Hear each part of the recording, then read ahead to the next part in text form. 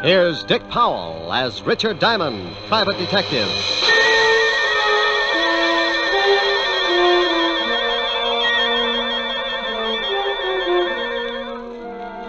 My name's Diamond, and I'm in business for a very simple reason. I like money. Oh, sure, I could do better, but I don't believe in straining myself. I might make a few bucks more, but so what? You work harder, your back gets weaker, and you take that extra couple of bucks and spend it for a brace to keep you from folding in the middle. No, I got a little one-room office that leans out over Broadway, and I'm very happy. Sometimes I get a case that lasts a week, $100 a day in expenses, and I make enough to pay the rent.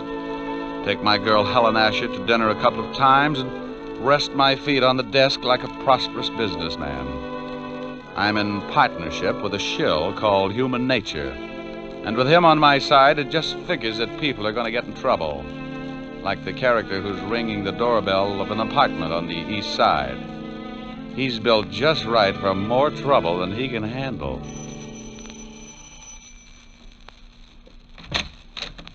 Well. Hello, Mrs. Moran.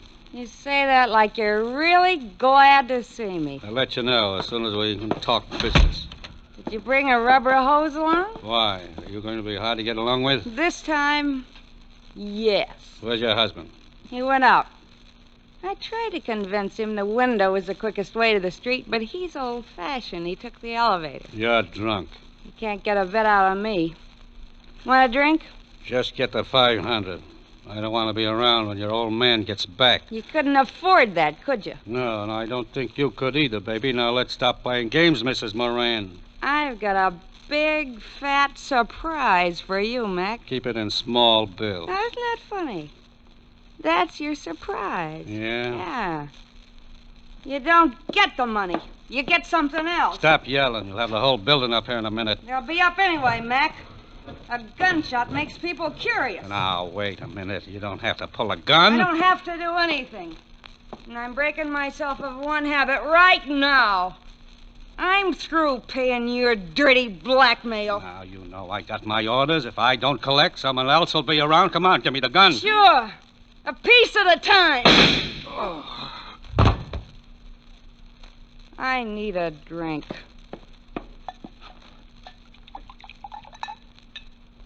Well, here's to nothing, Betty, old girl. Oh.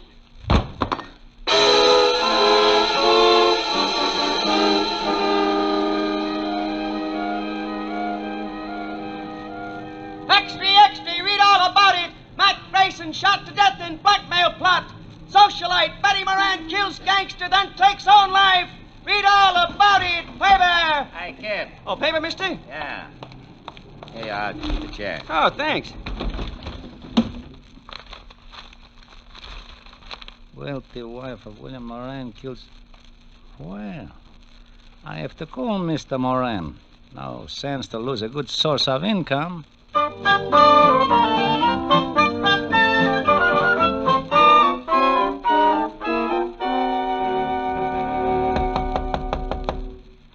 Yeah, come in.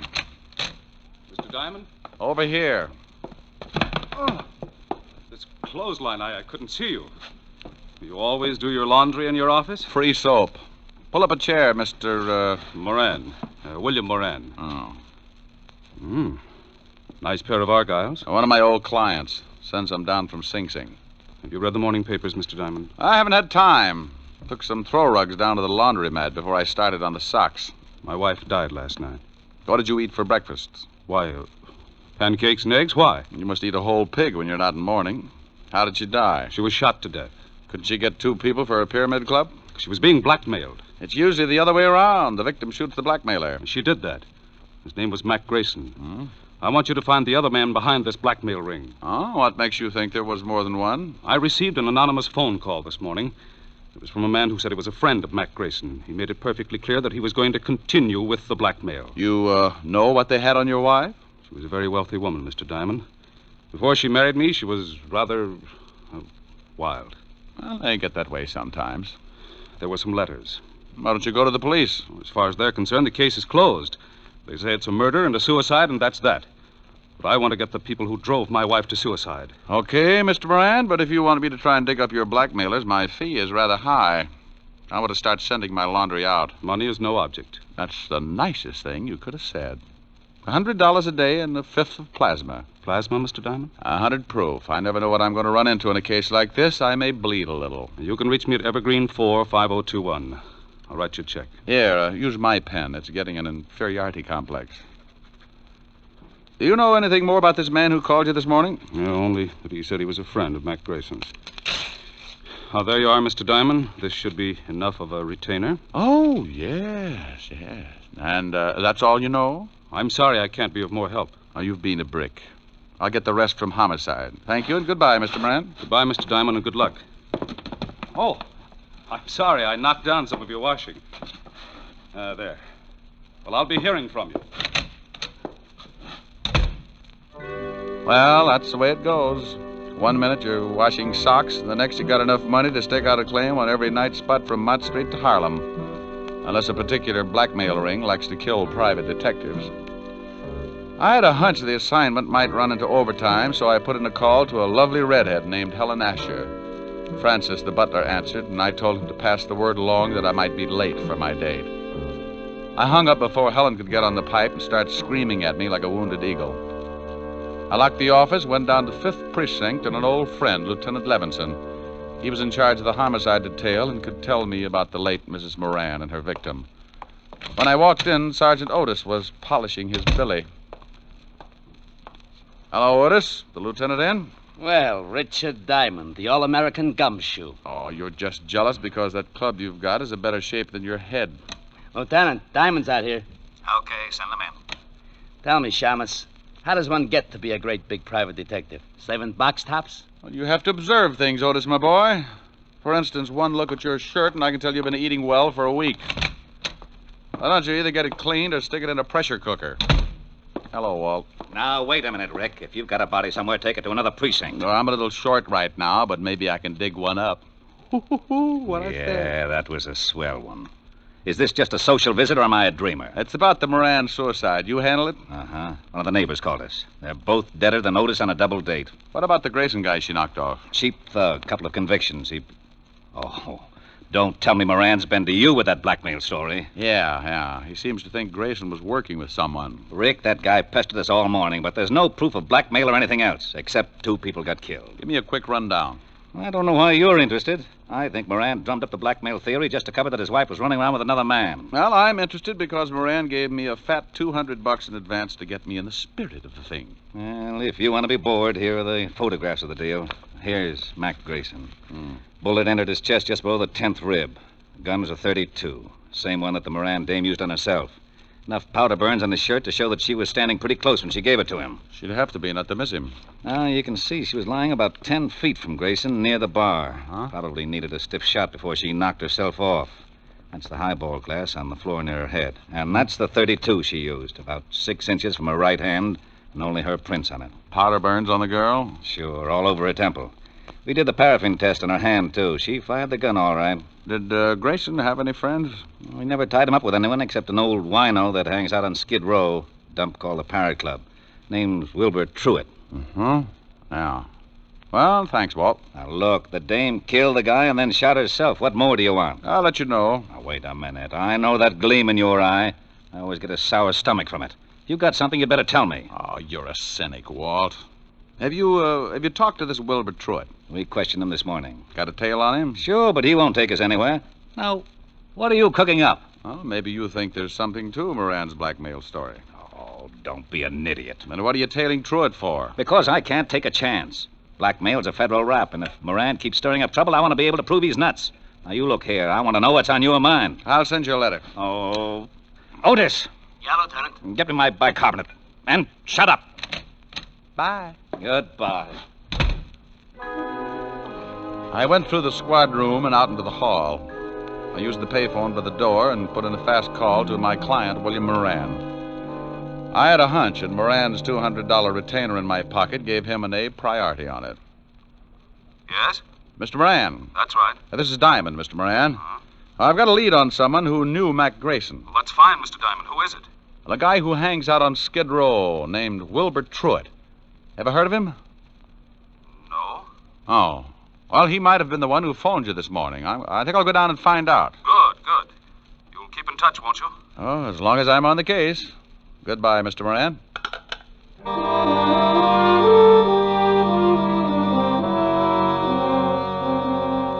I left the 5th Precinct and headed for Skid Row. If you've never seen the street, it's a liberal education in the misery of human beings.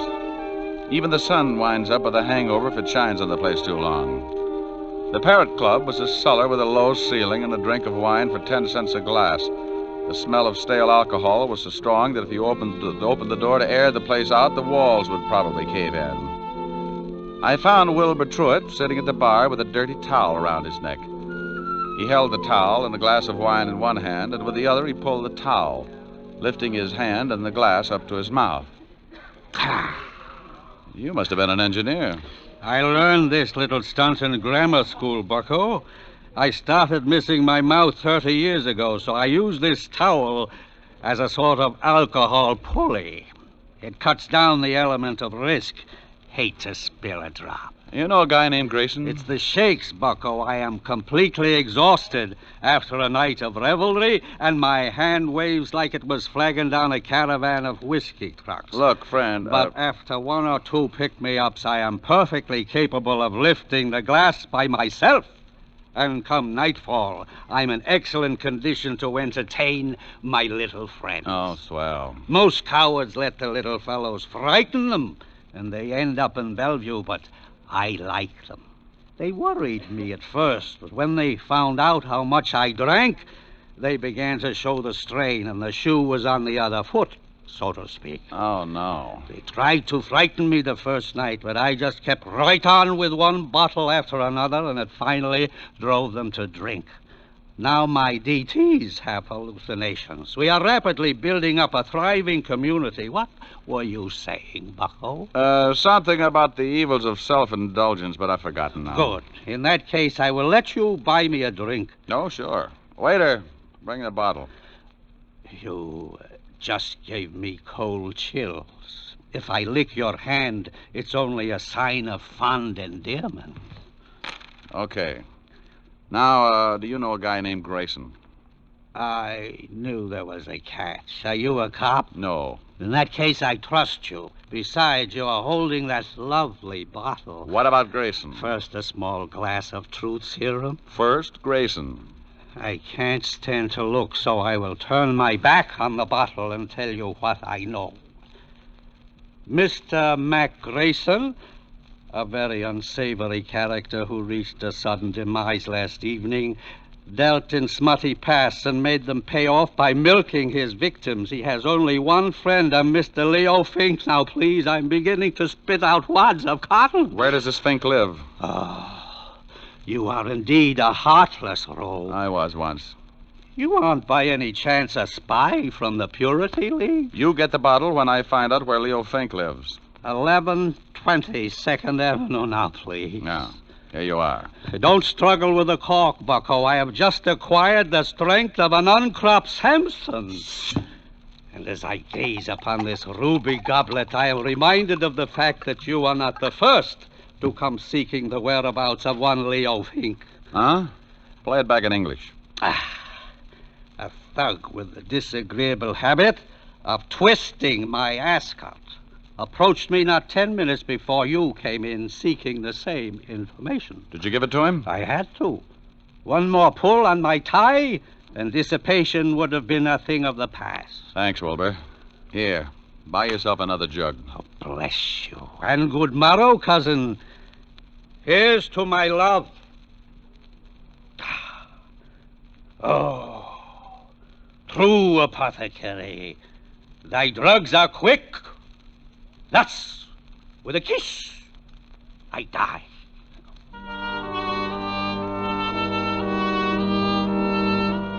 I left Wilbur with his first love and walked out on the street. I grabbed a cab and headed for Leo Fink's address. All the way over, I kept thinking how wonderful fresh air really was. When we finally got there, I paid off the cabbie and looked at my watch. It was 4:30, and the city was turning soft and mellow as the sun started giving up behind the tall buildings. I got that lousy feeling again when I looked across the street. A prowl car was parked at the curb, and it looked like Homicide's private limousine. Something was wrong. I went up to Fink's apartment in a hurry. Yeah? What do you want, Shamus? Well, good afternoon, Sergeant. I'm taking the census. How long ago did you die, sir? Very funny, Diamond. Otis, who is that? Diamond, who else? I didn't ask for a quick quiz on well-known personalities. Let him in. Yeah, Lieutenant. Shame on you, Otis. You'll never make an Eagle Scout. Hello, Rick. What do you want? I'll bet he's dead. You'll bet who's dead. You know who's dead. Sure, I know who's dead. Who do you think is dead? The guy I came up here to see. Well, who did you come up to see? Well, I think it's the guy who's dead. Don't you know? No, I ask you. Well, I'm telling you. You told me nothing. Look, why are you up here? Because I'm looking for a guy. What guy? I think it's the guy who's dead. Who's dead? Oh, he's on third. Don't you know? I think I know, Lieutenant. You shut up. Of course I know. Well, all right. If you're going to hold out on your old pal. Now, wait a minute. How did we get into this thing? Otis! Here's your bicarbonate, all mixed. All right, now let's start again. Walt, who's dead? Oh, let's not have two bodies up here. The guy's name is Fink. Leo Fink. Why didn't you say that in the first place? Because I don't have to do anything I don't want to do. Walt. Lieutenant Levinson. Now, what are you doing up here? Oh, I came up to see Leo Fink, that's all. Well, he's in the other room. If he spills anything, don't believe it. He's been dead for 10 minutes. That's too bad. He knew Mac Grayson. Yeah, how did you find out? That sweet old gentleman you sent me over to, Wilbur Truitt. Oh, you got something out of him, huh? What else did he tell you? Nothing, but we struck up quite a friendship. I'm going to go back over and see what another bottle of wine will do to his memory. I'd better haul him in. Oh, don't do it, Walt. Don't do it. I can find out things a lot quicker. Shh. I got a system. Okay, but keep me posted. I've got to clean up here. How did Fink get it? 2 bullets in the head. No idea who gave it to him. They used a Luger, I think. Hey, have you questioned Otis? Oh, go on. Get out of here. Walt, tell me, did you check the prints on that highball glass next to Mrs. Moran to find out whether they were from her right or left hand? Now, what difference does it make? I'll let you know. Now, you wait a minute. No, I can't. I'm behind schedule now. Bye. Oh, Otis!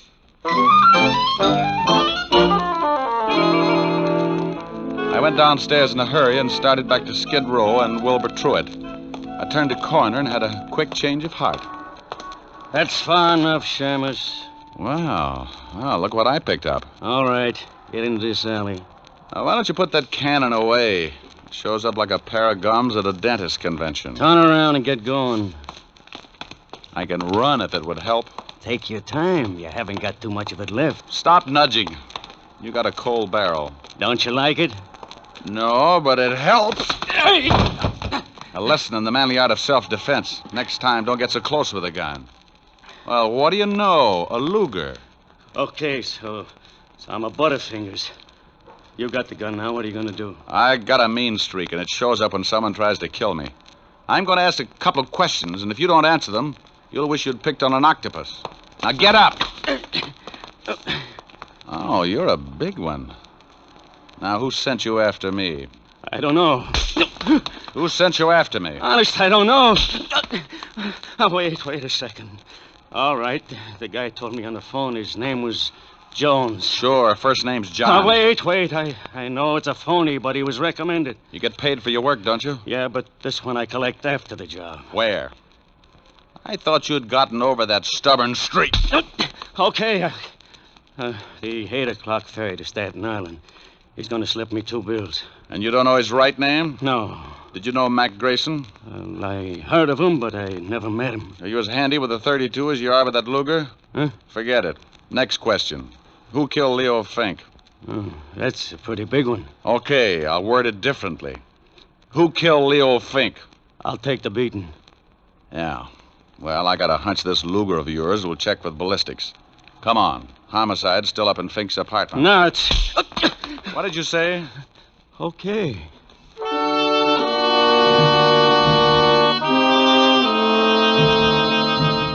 I hustled Louie up to Walt and left him handcuffed to Sergeant Otis.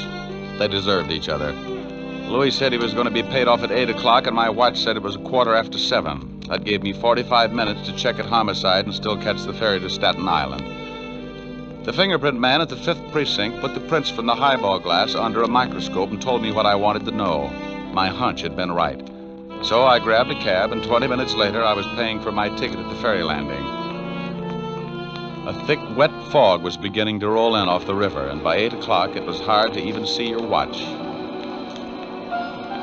Someone was playing a piano in the lounge as the ferry began to move slowly across the river. I didn't know who I was looking for, but I figured if there was going to be a payoff, it would be outside.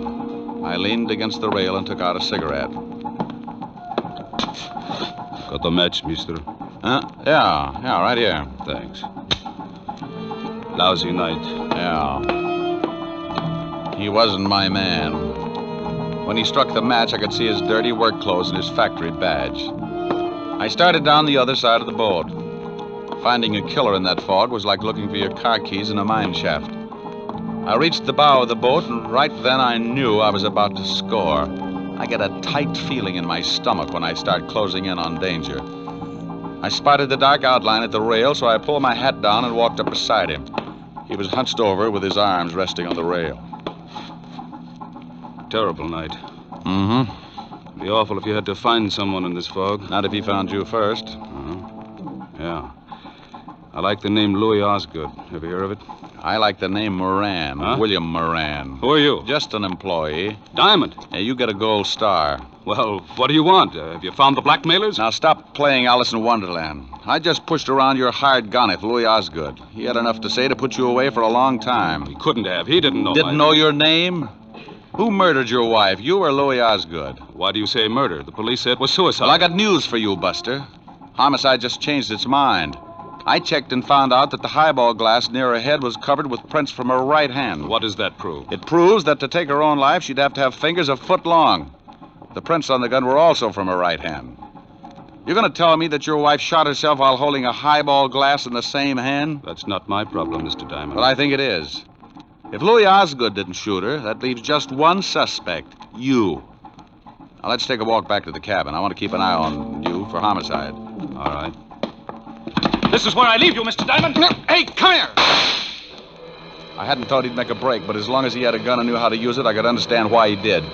I got my gun out and took off after him. I expected him to go over the side and in the fog, and he'd have a good chance. But when a guy gets cornered, he does funny things. I never would have spotted him, but he threw open a door and framed himself in the light from the inside. I must have caught him because I saw him start to fold and stagger through the door. I took my time getting there. A wounded man with a gun can get pretty mean sometimes. The door swung back and forth with the motion of the boat, and I could hear the sound of the engines. He'd gone down in the engine room, so I dropped to my knees and went in after him.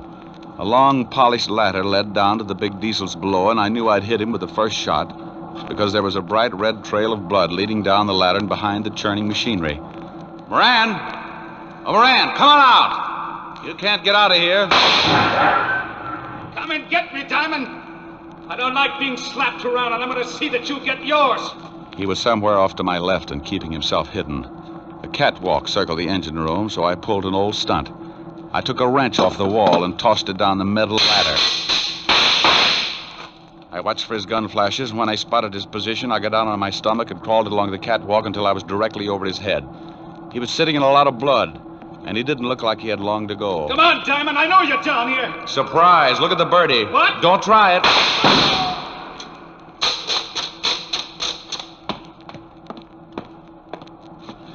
Sorry, Moran, but this just wasn't your night. You want to tell me about it? I shot my wife. I came in just after she shot Grayson. And she was standing at the bar with her back to me, mixing a drink. She dropped the gun by Grayson's body, so I picked it up and shot her. Wiped my prints off and put hers on it. Why did you do it? I hated her. She had money. I found some letters and turned them over to Mac Grayson, the well-known blackmailer. I wanted him to drive her crazy until she drank herself into a sanitarium, and then I'd have her money. I never guessed she'd kill Grayson, but when I did, I saw a chance to kill her and make it look like suicide. You should never have called me. The police were satisfied. I had to find Leo Fink. He knew I'd hired Grayson, and he was going to blackmail me. So when I dug up the little wino that knew Fink, you hired Louis Osgood to bump Fink and me. Is that right? Hey, Moran. Oh, well, it was a dull conversation anyway. Lousy night.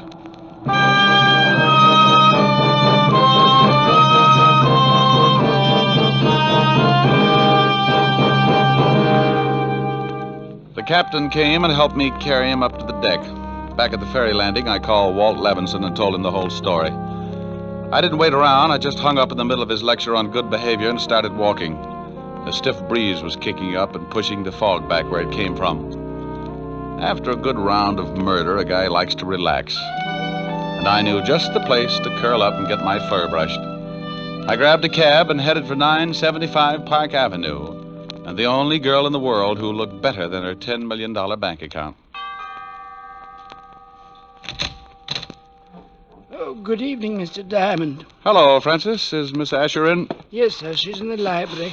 Thanks. Get me a glass of milk, will you, Francis? Milk? Oh, yes, sir. Right away. Hey, that's a B flat. Rick, where have you been? Sailing, sailing over the bounding main. Move over. You were supposed to have been here at 8 o'clock. Oh, what's an hour if you tack it on to the end of the evening? Well, I'm glad you've been keeping out of trouble. I can't stand it when you wander in all beat up. You smell nice. What kind of cologne is that? Gunpowder, 38. What? Oh, nothing. What's this you were playing? Oh, a new song. Again. You were just dandy. Well, you know I don't play well. I just pick. You should be glad you don't play the guitar. With those beautiful nails, you'd saw it in half. You're ridiculous. Whoops. Oh, that wasn't a B flat. Rick. Mm-hmm. Who do you love? I won't tell. Rick? I love you, baby. Then let's get married. Hey, these are pretty good lyrics. Now stop that. Again, this couldn't happen again. I hate you. This is that once in a lifetime. This is that moment divine. You never sing when I want you to. What's more, this never happened before. Though I have waited a lifetime for such as you to suddenly be mine. No comment? No. Mine to hold as I'm holding you now, and yet never to part. Mine to... Hey, what's the matter? Don't go. You want to sing? Go ahead. Well, what did you have in mind? I won't tell. You're not being original. That's my line. Well, I'm mad. Come here, come here. No. Come here, Helen. Still mad? No. Well, let's get you mad again. It's so much fun making up. Mine again. What's the name of the song again? It never happens again. I'm mad. Oh, good. No. Ricky. Here's your milk, Mr. Diamond. Oh, my goodness, you never warned me.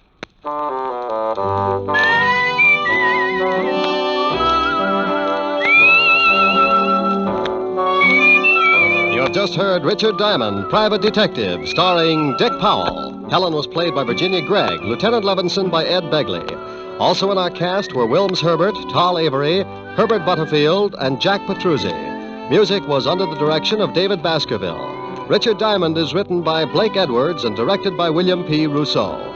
Now, this is Eddie King inviting you to be with us again at the same time next week when we will again bring you Dick Powell as Richard Diamond, Private Detective. This program has come to you from Hollywood. Now NBC brings you a three-way cavalcade of grand comedy with Phil Harris and Alice Faye, Fred Allen and Henry Morgan, all following in fast succession over most of these NBC stations. This is NBC, the national broadcasting company.